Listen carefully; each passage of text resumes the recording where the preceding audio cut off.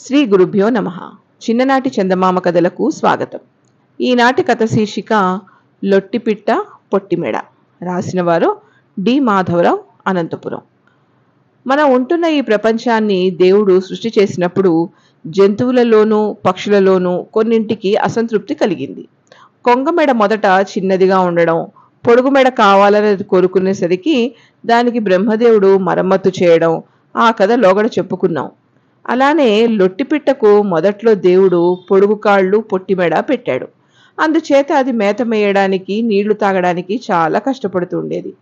అట్టే కాలం ఈ అవస్థ పడలేక లొట్టిపిట్ట ఓ గుహలో పడుకుని కళ్ళు మూసుకుని ఘోరమైన తపస్సు ప్రారంభించింది.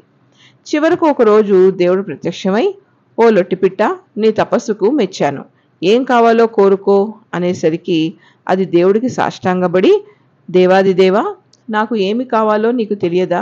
అయినా కోరుకోమన్నావు గనక మనసు విప్పి కోరుకుంటున్నాను. నా శరీరంలో అవయవాలన్నీ చక్కగా అమర్చావు, కానీ కాలికి తగిన పొడవు మెడకు లేకపోవడం వల్ల చాలా చిక్కుగా ఉంది. అందుచేత పొడవైన కంఠం అనుగ్రహించి పుణ్యం కట్టుకోవలసింది అని కోరింది. సరే, నీ కంఠం 1 యోజనం పొడవు విస్తరించుగాక అని దీవించి బ్రహ్మ అంతర్ధానమయ్యాడు. బ్రహ్మవరం ఇవ్వగానే గుహలో పడుకుని ఉన్న ఆ లొట్టిపిట్ట మెడ యోజనం దూరంలో ఉండే ఒక మహారణ్యం వరకు పెరిగిపోయి అక్కడ ఆగింది. ఇప్పుడు లొట్టిపిట్ట గుహలో నుంచి మెడదాచి యోజనం దూరంలో చుట్టుపక్కల ఉండే రకరకాల చెట్ల పళ్ళు, మహానదులలో ప్రవహించే తీయటి నీరు ఆరగించి హాయిగా ఉంటుంది. అది తన తిండి తిని తన గొడవ చూసుకుంటూ ఉంటే బాగానే ఉండిపోను. కానీ బ్రహ్మ ఇచ్చిన వరం వల్ల క్రమంగా లొట్టిపిట్టకు గర్వం ఎక్కువైపోయి దొండగాలు చేయడం ప్రారంభించింది. సింహం నిద్రపోతూ ఉంటే దాన్ని జూలు పట్టుకుని ఊపడం, ఆడపులి తన పిల్లలకు పాలిస్తూ ఉంటే పులి పిల్లలను నోట కరిచి ఎక్కడికో విసిరివేయడం, ఇలా ఆ ప్రదేశం అంతా గగ్గోలు పరిచి చిందరవందర చేసేది. అప్పుడు జంతువులన్నీ బ్రహ్మ వద్దకు పోయి మొరపెట్టుకోగా, అలాగా, దాని పని చేస్తా, సరిచేస్తా, మీరు వెళ్ళండి అని చెప్పి బ్రహ్మదేవుడు మర్నాడు బ్రహ్మాండమైన వర్షం కురిపించాడు. లొట్టిపిట్ట శరీరం గుహలో ఉందిగా, దాని మెడ యోజనం దూరాన అరణ్యంలో ఉన్నదాయే. ఆ ఘోర వర్షంలో మెడ కూడా తీసుకోవడానికి వ్యవధి లేక దాన్ని ఒక దట్టమైన తుప్పలో దూర్చి కిక్కురుమనకుండా పడుకుంది.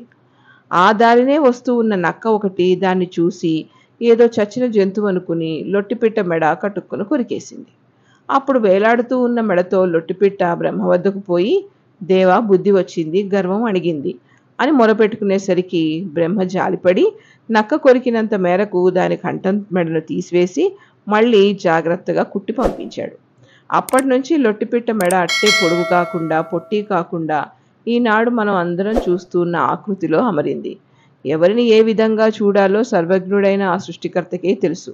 కనుక అది కావాలి, ఇది కావాలి అని మనకు మనం కోరడంలో అర్థం లేదు. ఇంతటితో ఈ కథ కంచికి, మనం ఇంటికి.